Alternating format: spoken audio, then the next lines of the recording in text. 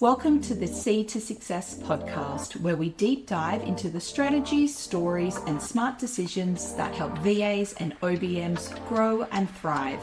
I'm your host, Adrienne Donnelly, and whether you're just starting out or looking for ways to take your business to the next level, you're in the right place.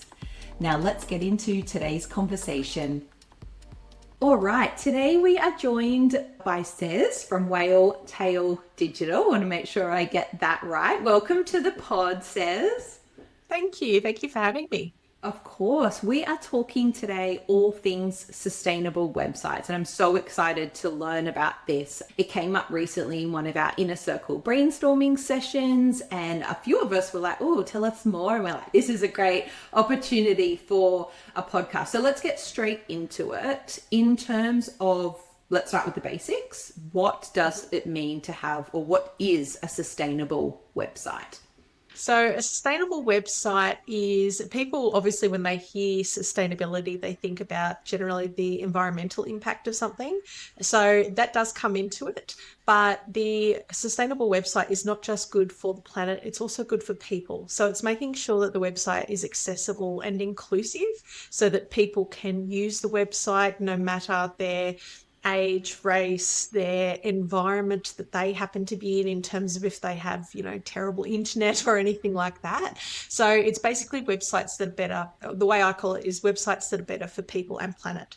The planet side of it, in terms of the environmental impact, is we're trying to minimize the environmental impact in terms of the carbon footprint, because a little known fact, and that people probably don't consider until you sort of mention it, is that everything we do online has a digital carbon footprint, or rather our digital lives create a carbon footprint in the real world, which has an environmental impact in the physical world. It's so fascinating. So there's sort of two parts, that environmental side of things and the accessibility and ensuring that our websites are inclusive for everyone. Let's start with the environmental impacts of websites. What are some of the things that we probably aren't aware of that our websites are having an impact on when it comes to the environmental and that sort of carbon footprint that you've mentioned? So essentially the way that it works is that every bit of data, any of the data that travels around the internet, it's not... the easiest way, I suppose, to explain it is when we talk about the cloud, it's not like a physical cloud. It's not just that it goes into, disappears. The cloud and the internet are actually made up of data centers and data servers that are placed all over the world. Now, these data servers run on electricity, just like everything else in the world. And with that electricity, that's where the carbon footprint comes from, because the amount of energy that is required to run these data servers 24/7, basically, because of all of the internet that is flying back and forth all day, that's where the carbon footprint comes from. So what you've got is basically the more energy that a website requires, i.e. if the page is what we call heavy, so that means that it's got a lot of media on it, or if it hasn't been compressed or optimized, the more energy it requires, the more electricity is needed to power those data servers, and that's where you get the increase in the carbon footprint. I think you may have just explained the cloud in the most simple way I've ever. I think there's a movie with Cameron Diaz, and she has this line, and she's like, no one knows what the cloud is, but we trust it anyway. And we do, like, but you've just explained that in such a great way that the cloud is basically these data centers. And I know in my VA business, I have clients that will pick software and tech based on where the data center is housed and the security. You just connected a lot of dots. So I hope the listeners and the watchers are having these great aha moments with us. You mentioned two words there, compressed and optimized. Could you say a bit more about what that means when we're thinking about our own websites? Yeah, so essentially when it comes to the compression and optimization, the compression generally refers more to the images. That's the thing that most people are going to understand how to compress them. So essentially with an image file, and this will get a little bit sort of too techie, but I'm coming from a photographer's point of view because I also do photography. If we talk about the images, like say from a photographer's perspective, when you have an image that comes raw out of a camera, that may be like a 40 megapixel image or even bigger than that. if it is converted into a JPEG, it essentially flattens all the data in it, and it means that it's compressed the file. So instead of having a 40 megapixel image, you might have like a 2 megapixel image or something to that effect. The thing with website images is you can compress them even further. There are tools online like tinyjpg.com, which basically strips out any data that isn't needed in the image. So that's things like, and this is where it does get a bit technical, things like the EXIF data, which is things like who took the image, what editing, tools it's been through and all of that sort of stuff. That's information that people accessing an image on the web don't need to know. So it strips out that sort of information and compresses the actual data of the image so that it retains a certain amount of quality, but it's also a much smaller file size. And we want to get the file sizes as small as possible for the web. And there's a couple of reasons, not just for the carbon footprint, because obviously less data means less electricity, but it also means that the site will load a lot faster, because it's not every bit of data that is loading on a website, it adds to the site load time. And we want to try and get that as low as possible, because gone are the days when people used to, put in a website URL and then go and make a coffee waiting for the dial-up to load. Waiting for the dial-up internet. Exactly. Those days are long gone. So what we want to do is try and get the site loading as quickly as possible, and having compressed images is one way of doing that. The optimization side of things for sites, that is a little bit different depending on who people are, what platform they're using for their website. I use WordPress particularly because I know that I can get a lot better results using different tools to optimize my website, and because I know the back end of it. Whereas things like Showit, Squarespace and Wix, they probably do have some optimization tools, but you may not be able to do it quite to the same extent, because they are actually offering those as hosted websites rather than WordPress where you're self-hosting. Okay, this is really great. And you're doing a very good job of explaining quite technical information in a way that the non-techies can understand. Because I know that it's a very, very full-on subject, and it's something that even me, I've been building websites for like 25 years now. I started back in the days of hand coding HTML when I was in high school, but it is something that it's going to be a little bit different for every platform and for everyone at different levels. But yeah, the easiest way, I suppose, to explain it is that all of the data that a website is made up of, all those ones and zeros, there are ways of compressing it and optimizing it so that it's a much smaller bundle than if it was uncompressed, when it's just sending like every bit of data to you. So yeah. I think you touched on something really important there around the UX, like the user experience, and what we refer to is how the user, I'm sorry if I butcher this, but basically how a user experiences your website, and whether that's, a good or a bad experience is something that I think people might be potentially worried about, is if I do all of this compressing and optimizing, is the user, my customer, my client, still going to have a great experience? And it sounds like you're coming at it from a really balanced perspective to have a great experience, but also minimal impact. Yeah, it is a balancing act. And I've created templates and websites that got a fantastic carbon rating, A's or A pluses, have a wonderful user experience, but there's still enough sort of bells and whistles there. They're still professionally created in that. But I suppose that's the thing, is that I know that there are some websites out there, and I find it particularly with photography websites, obviously, because the photographer, their website is their online portfolio. They need to have a lot of images. For those ones, it can be harder to get them to that level of optimization and that level of compression with their images, just because there's so much more data. But it is possible. And the user experience, what it really comes down to is just making things as easy for people to access as possible. So it even comes down to things like the navigation of the site. You want to make things as easy as possible for your clients to see. And also, that even has an energy flow on effect, because if you're putting things in a way that it's going to be easy for people to find, they're not going to be spending time, rabbit holing all around your website looking for what they need, which then creates more, data, more of a carbon footprint. Good UX actually ties in with having a carbon conscious website. So all of it, it's the thing that I've noticed the most since I dove into this subject is how everything is all tied in together. So good UX is part of having a carbon friendly website, having everything compressed and optimized. And even the flow and effect from all of that is that all of these things also are great for SEO. So it's sort of like, why wouldn't you do it if you have that opportunity? Yeah, everyone's a winner. I want to ask you some tips for people that they can change on their website. But first, how did you get into this area? You mentioned you've been building websites for 25 years, so you obviously started when you were 10 or so. Wish. Go with it, go with it. We'll go with that. How did you get into this specific area? Yeah, it's funny. I mean, I've always been very environmentally focused. It's something that I've always been sort of, really interested in.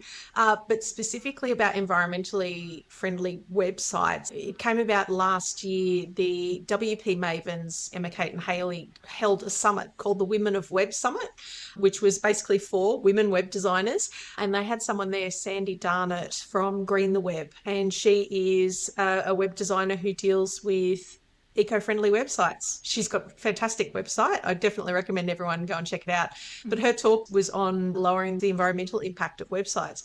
And it was just sort of like, I was immediately in. I thought, oh my God, this is something that not only does it feel really personal to me because of my connection to the environment and the ocean and whales and everything, but also because people are turning to more sustainable options. There is so much information out there about the climate crisis and how we can make changes in our lives. And the thing is that, yes, while things like, the fossil fuel companies and everything are obviously the major polluters in the world, there are still things that we can do in our lives, no matter how small, but they do still add up. And so this is something that I was just like, yes, this is something I want to do that sets me apart in the market because I can make an impact in this way. I can help my clients with this and know that I'm making a change in the environment. So yeah, it just seemed like an absolute no-brainer. I was just immediately all in as soon as I found out about it. You must have come away from that summit just thinking like, let's do this. Buzzing, seriously buzzing. I was diving into everything. Yeah, I can see it when you talk about it. Yeah, I can hear it in your voice. It was funny because what I looked into originally, she was talking about sustainable websites. So that was the tack that I was taking because I thought better for people and planet. Hell yes, absolutely sign me up for that. But I know that there are some occasions where the people side of things is not going to be, we won't be able to get everything completely accessible depending on how people have set things up or how their branding has been done, but I can always do my absolute best to lower the carbon footprint as much as possible. And so that's basically what I say now to any people who sign up with me, any of my clients, is you may not have come to me for an eco-friendly website, but that's what you're going to get when you work with me because that's my thing. Yeah. It's fantastic. And whether you're listening or you're watching, it's very clear that it's something that absolutely lights you up. And it's so true because we focus, and especially over the last, 5 to 10 years, there has been such a focus on our education around sustainability and what decisions that we can make as consumers. But I feel like there's always been very much a product focus on those changes that we can make. And what I really love is that you're then taking that to another level and applying it to digital choices that we can make, not just sustainable products and, the decisions we can make in our households and in our offices and things like that, but also in the digital space, which is really, really cool. Really cool. If there's VAs and OBMs that are listening, and I don't know if anyone's like me, when I first started my business, I didn't have a budget for a website. I put something together myself. I just got something together, or so whether they build it themselves or they have brought in someone that can help them build it on whatever platform. Are there certain things that we can start doing either on our own site or having whoever built it, or obviously they can come to you as well, and we'll have all your information in the episode description, but small changes that we can be making on our websites to start moving in the right direction of a more sustainable website for our own businesses? Yeah, absolutely. So the biggest thing is essentially trying to decrease the size of the pages. The first thing is basically to get the awareness, to know exactly what you're working with. So I would suggest going to any of the website carbon calculators. There are 3 that I tend to use for all of my client sites because it gives a really good sort of average. So the first one is websitecarbon.com. Nice and easy to remember. The second one is ecograder.com, as in getting a grade on your eco-friendliness. And the last one is digitalbeacon.co. So each of those will give you not just what their rating is between like an A+ to an F, but it will also tell you how large the page is in terms of kilobytes. So how much data there is, and also how many grams of carbon each page load will take. So that will at least give you a starting point so you can know, okay, I've got to get it smaller than that. So once you've got those, the first thing I generally do for people is check out what their media library is like. Well, that's what it's called in WordPress, but where any of the images are saved. And I go and check to see what the images are doing, because the great thing about any of those carbon calculator reports sites is that they will also give you generally tips on things that you can make the changes, like what is the biggest contributing factor. So the main thing I generally see on any sites where I've done an eco-friendly site optimization is images. I had one recently for a white label client where we had 3 images. The smallest of them was 8 megapixels. The largest was about 13. Wow. So yeah, once I had done the full site optimization and compressed the images, we ended up slashing their carbon footprint by about 96%. Huge difference. And a lot of that was just contributed to actually compressing the images, because they'd obviously uploaded like the original images in their full ridiculous size.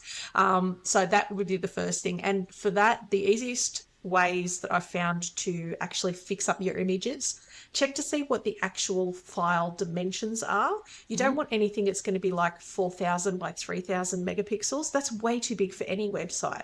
To be honest, the largest image that I will have is if you have something as either a background or like a hero image, and I'll make sure that the width of it is about 2560 pixels. That's as large as it needs to go. It doesn't need to be any larger than that. And then any other images that are on the website, usually the largest side, the longest side, whether it's vertical or horizontal, will be 1600 pixels. Nothing needs to be above that, because it's just extra data and it's not required. So the first thing I do is resize the images, and then you can, once you've saved them as a JPEG, you can then run them through a compressor like tiny JPG. And what I've found with a lot of them is that you'll start with an uncompressed huge image that's maybe about 8 megapixels, and I can get it down to about 200 kilobytes. That's a huge difference in the size of the web page. Media is definitely where the worst of it comes from in terms of the data that contributes to the site. So be really careful when including any video or audio or anything like that. I was going to ask you about how it plays out in other media types. Yeah, I mean, it's fine to include video because I know people want to. I know that there are a lot of sites out there that have including video as like the background of a hero section. I wouldn't do it, because unless you can compress that out the wazoo, it's going to be heavy. It's going to make your site slow to load, and it's going to contribute a lot of data to the site. With any videos that I embed, I always make sure that they don't autoplay. So it'll have like a thumbnail that'll show up first, and then people have to click on them to play them. The other thing I generally recommend for that is host them on somewhere like YouTube or Vimeo, whichever you want to prefer, purely because those platforms have been built specifically to stream and host videos. Whereas if you host it on your own website, it's contributing to the data load and the server load, and it's going to make the site a lot slower to load as well. So for things like those, I would definitely probably just pop it up on YouTube.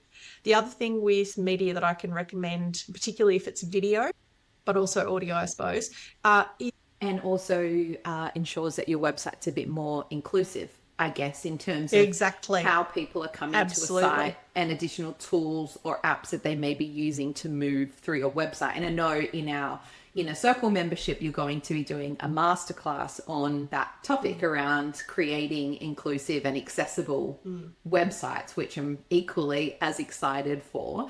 You've mentioned a whole bunch of tips and websites and tools. So we'll make sure all of those are in the episode descriptions. You mentioned the websites that will grade your website.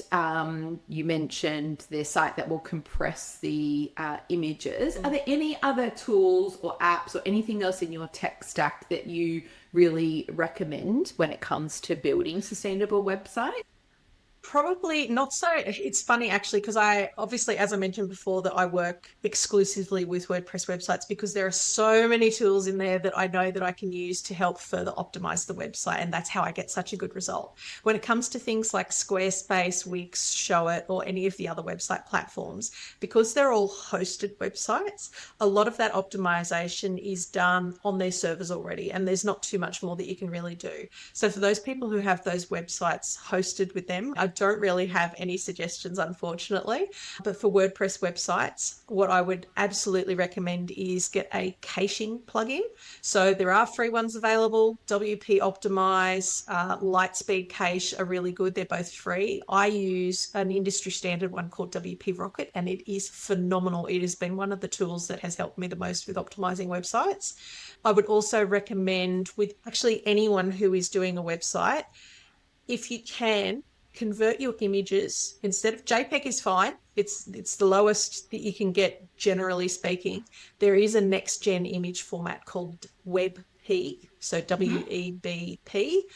That compresses the JPEGs even further. So I managed to get an image from about 2 megabyte down to about 60 kilobytes. So yeah, I would definitely recommend anyone converting their images to WebP and then uploading those to the websites. Modern day browsers all accept them.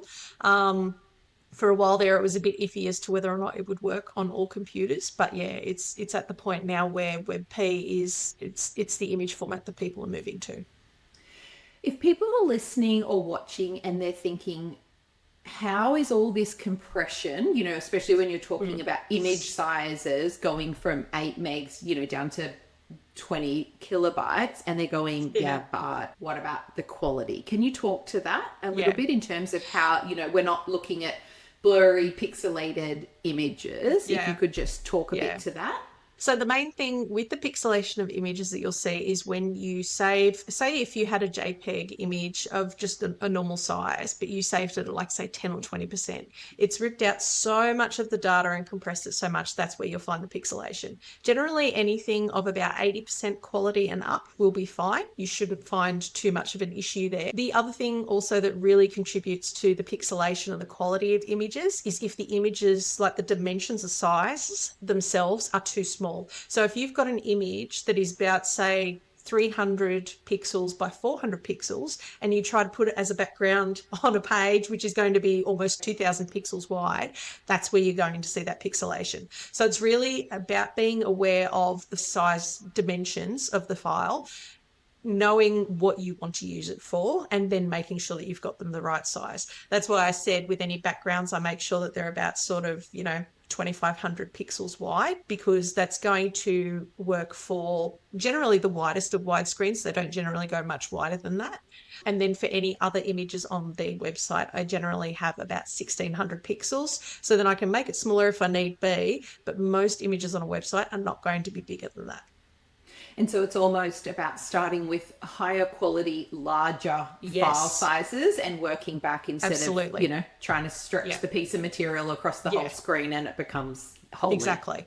Yeah. And that's the thing that I ask all my clients too. When I'm getting them to send me all of their content, I basically say to them, high resolution JPEGs, please send them through. And it doesn't matter how big they are, because I will look after compressing them and converting them as I need to, and resizing them if possible. But it's so much easier to start with a high quality image and resize it or compress it than it is to go from small to large. That is next to impossible. I have some tools as a photographer where I can sometimes increase the image using like AI generation and stuff like that. But it's not as good as starting with a really high quality image. I'll use that in the absolute last resort. Okay, times. That's really good to know. Yeah, and a great tip around starting big and working back. Let's talk a bit about your clients and the work that your business does. When businesses come to you, are they coming to you because you do WordPress, because they want a sustainable website, because someone's recommended? Like, are you finding that most people are coming because they share your values around the environment, or that's just a bonus that they find out afterwards? I think at the moment, with the recent clients that have come through, it has been just more of a bonus. That they've mostly come to me because I do WordPress websites, that we share other values that are the same. But then when I've said, well, it'll be an eco-friendly website, and they're like, yes, that's great. So I had a client recently where I did a website in a week. It was for a tourism company who have a party boat on the Gold Coast. And I said to them, I'll rebuild this website. That's not a problem. Client loved the website. And I said, oh, I forgot to tell you, it came back with an A rating for carbon footprint. And they're like, we love that. So it was just, it was just the cherry on the top, basically. But they do love the fact that that is another option, because and what I'm finding with a business that I'm creating a website for at the moment, they have as part of their values that they meet certain criteria for like the sustainability goals set down by the UN. And so having, a sustainable website that's another tick in the box. That's just another way that they are reflecting their own values about sustainability in the world, that having a presence online that is both good for the environment, or at least much less harmful for the environment than most websites, and also accessible and inclusive for all of their site viewers. It's such a great niche and such a great point of difference for you as a business owner, right? Whether people are coming to you because they just know you're great at building WordPress sites, or they're coming because from a corporate social responsibility point of view, they're working with the UN's not Sustainability Development Goals. I had to think of the term. SDG. I know. SDG. Yeah, but that is, like, I've worked with clients where, that is something, it's built into their values, it's built into the mission of their business. They've selected ones that apply, and then making choices on the stakeholders they engage, the vendors, the suppliers that they use, based around their work toward contributing to those UN goals. So it's such an incredible niche that you've carved out for yourself. Do you ever get any pushback? Any pushback? Not so far. It's funny, actually, because I think, particularly, as I said before, with so much news in the media about the climate crisis, and it's not even so much just about the climate crisis, but people know that is a thing, that climate change is real. You can just see over the world, at one point we had wildfires in 3 or 4 different places in the Northern Hemisphere, and then flooding in others. And it's just like, at no point in human history has there ever been this much, this many natural disasters happening at once. It's insane how much is happening. And it is because of the climate crisis, which has been created by man. And I think people knowing that there is something that they can do, even if it's just something small. But I mean, the thing is, with some websites, with the number of people that they get accessing their website, that's where it can really make a difference. Because instead of putting, tons of carbon into the environment and into the atmosphere, they may only have a fraction of that, like 1/10, could be even less than that, 1/20th. It does have an effect. And it comes back to that thing that I said before of, it doesn't matter if it's a small change, it's still a change. And the thing that I'm finding through this is that my love for the environment and my dedication and commitment to creating these eco-friendly sites is inspiring other people. So it's also about having that flow-on impact in that regard as well. That's something I'm so passionate about. People are like, that's a really cool idea. Let's go with that.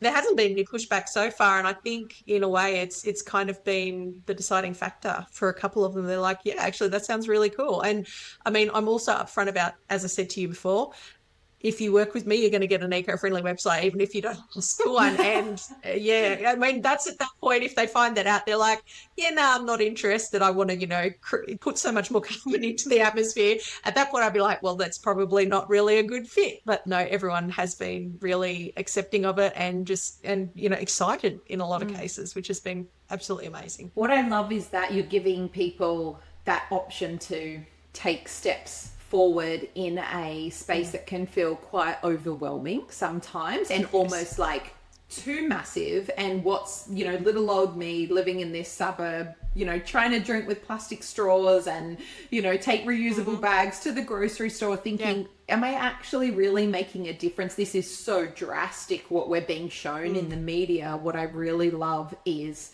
you are showing people how easy it can be without the overwhelm, but also then showing them, if you do this, this is what will happen. And so they're getting those real time results in terms of that grading structure. And I think then that spurs us on to go, oh, okay, like I can tell someone else about this. I can make a different decision. I can be looking for those values in other people that I engage with in my business. Yeah. Yeah, absolutely. I think probably the biggest thing that's come out of this is reminding people that it doesn't have to be huge, big actions. You don't need to be, you know, running an event that has hundreds of thousands of people attending where you're, you know, like a rally or anything. It's all about the little everyday things that we can do that just make a change. I mean, I was on a sustainability lifestyle sort of podcast late last year. We recorded an episode and I was talking to Kat, the host, about it at that point, and I said it's just simple things like I am eating less red meat at the moment. The initial reason for me doing that was because it was starting to affect my joints. I was seeing a lot of inflammation and my joints were starting to hurt because I'm getting old. And so I thought, I'm going to cut out the amount of red meat, and I'm probably having maybe 2/3 less red meat than what I used to. But then there's also an environmental impact on that because it means that I'm not eating as much beef, which is obviously a very large contributor to the carbon impact and whatnot on the environment. So it's even just little small things like that. Like there are everyday things that we can do. Turning off all the lights in a room when you leave it, making sure that all of your appliances are turned off when you're not using them, because even if they're plugged into the electrical socket, they're still drawing electricity from the grid. It's just little things like that that can add up over time, and they do make a difference, particularly if everyone starts doing them. And we're not saying that everyone should, but if, you know, people make 5 small changes to their daily lifestyle, tiny little things like that, it's huge the difference it can make over time. A huge impact. I can tell my dad will be loving that. He always used to yell at us. He's like, turn the lights off when you leave the room. So we're like, yes. He's been trying to tell us for 30 years. In terms of this space, it's fast moving. It's evolving. We're still trying to work out what's happening, you know, to a degree with the climate. Where are you going? And this may be 2 separate questions, but maybe the same answer. Are there any businesses that you really look up to that are doing sustainable websites well, and or businesses or individuals that you go to for inspiration, for continued learning, for continued knowledge? So probably the biggest one is there is actually a website about sustainable websites. It was started by, I can never think of the guy's name and it's terrible, but he actually wrote the book, so to speak, on sustainable websites. But he also started the world's first sustainable website digital agency, Whole Grain Digital, in London. So checking out what they're sort of doing, the people that they're working with, and then also, you know, just making sure that I'm still aligned with, because there's actually something out there called the Sustainable Web Manifesto. So making sure that I am still aligned with what they're trying to do in the world. Sandy is a great one, the one who I mentioned earlier, Sandy Darnett from Green the Web. She is one who I really look up to because she's actually got some really beautiful examples of low carbon websites on her website, like in her portfolio, best practices and that. So I like to sort of keep an eye on that to see what she's doing. The interesting thing with this space is that while it is really exciting, and particularly because it is something where you have to sort of stay ahead of the curve a little bit. It's interesting that there's not a lot of people in that area. Like when I actually do a search for sustainable website designers, either in Australia or worldwide, or, you know, eco-friendly websites and stuff like that, there's not a lot that pops up. And the really sort of disappointing thing that I've seen with a lot of them based both in Australia and overseas is that they'll say something is eco-friendly and they're not. Like their own website, you run it through a carbon calculator and they're coming back with like a D, E or an F grade. And it's like, guys, why aren't you, you know, walk the walk? If you're Yeah. creating these for clients, why isn't your own? Yeah. And I mean, I can't say too much at the moment because my website is still under construction. It has been for 18 months while I'm doing all sorts of things and helping clients with theirs. But it's something that was part of the reason why I took my own website offline and only kept up a few specific pages, because I thought I don't want all of that sitting on there being, ridiculously carbon heavy when I can just put in a bare bones website that will give them the information that they need and stuff that they can check. And I'll put out the rest at a time when I know that I have done the best that I can. So yeah, it's kind of disappointing seeing that there are so many other agencies. There's not too many sole traders that are actually offering sustainable website design or even eco-friendly website design. And those that are just, yeah, don't really seem to be, the work that they're presenting and including their own websites doesn't match up with what they're saying. So yeah, Sandy's probably my best in terms of inspiration, as she's the one that I sort of follow and check out what she's up to. I would recommend, if anyone is interested in just seeing websites that you can create that are eco-friendly and whatnot, go to greentheweb.com and check out, I think it's called best practices or something, and she's got them all there and it shows what their carbon rating is and everything, because there's some really, that was where I was taking inspiration with some websites that I've worked on. Sounds like there is a very big share of the market available to you, my friend, because it Yes. doesn't, yeah, which is amazing. When businesses come to you, are they looking for a whole new site? Are they looking for you just to kind of audit and provide recommendations and then execute those recommendations? Where are clients at when they're coming to you? Most of the ones recently have been looking for a whole website refresh, like a new design and a new build. Actually, the white label client that I had, where I talked about we made huge difference to the carbon footprint. That was specifically, I was just trialing a new service, which I'm just calling the eco-friendly site optimization, because it's all about optimizing the site so it's fast to load, it's got good user experience and everything, but then it's also lowering the carbon footprint. And that one started with an F carbon footprint and we got it down to an average B minus, which I was really impressed with. And part of the reason I couldn't do any more is because it was a very old site, and the back end of the site, there wasn't too much that I could touch there. There were certain things that I could, and I was really happy with the result that we got. But we have sort of discussed about the possibility of actually rebuilding that site with more up-to-date technology, and that which will make a huge difference. So yeah, it's at the moment it's a bit of a mix, but most of the ones that I've worked with this year, particularly in the last 6 months, have all been complete rebuilds. Some of them they've had existing sites that they've wanted redesigned and rebuilt, and there've been a couple that haven't had any websites before and they just want completely new websites. So yeah, it's been a really, really good mix so far. Yeah, sounds great. If people are wanting to find out more information or talk to you about their current site, or potentially looking at, moving over to something like WordPress so that they can start to make these positive changes, what's the best way for them to get in contact with you?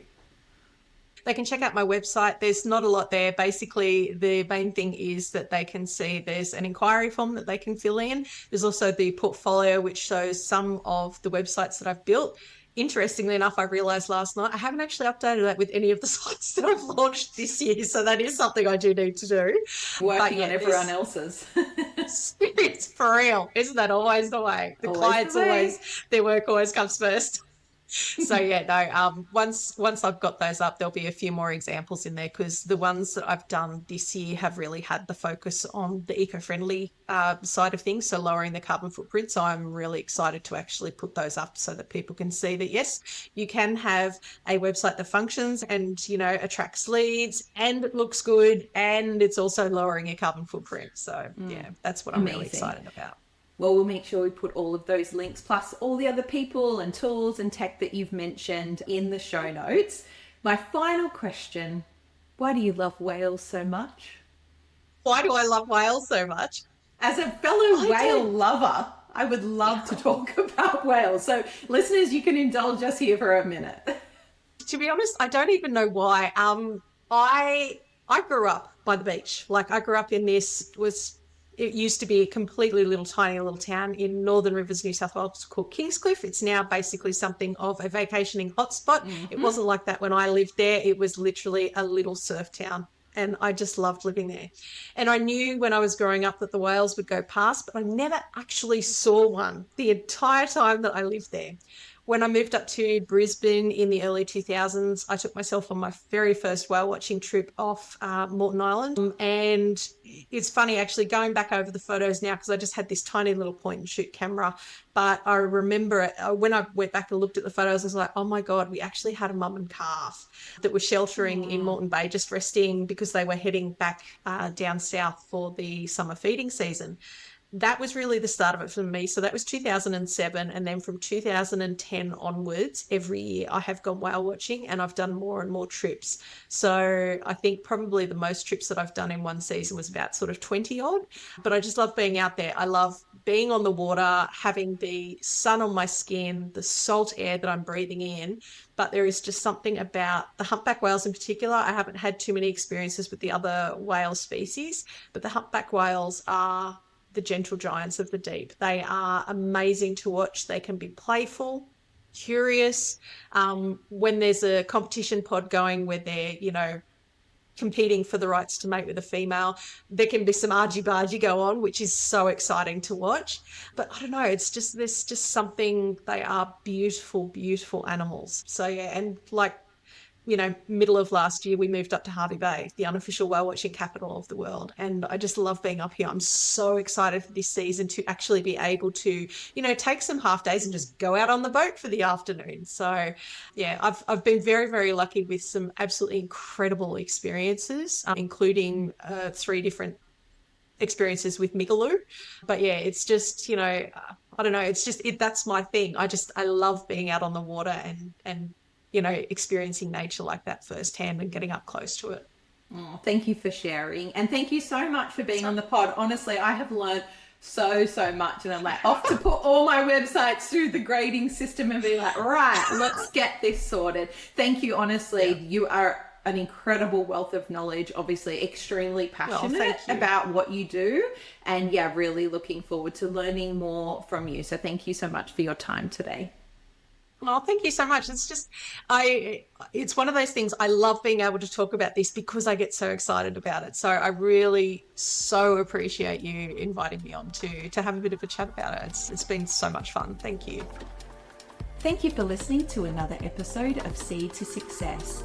Make sure you're following along so you never miss an episode. If you have friends in the VA or OBM space, feel free to share this episode if you think they may get something out of it too.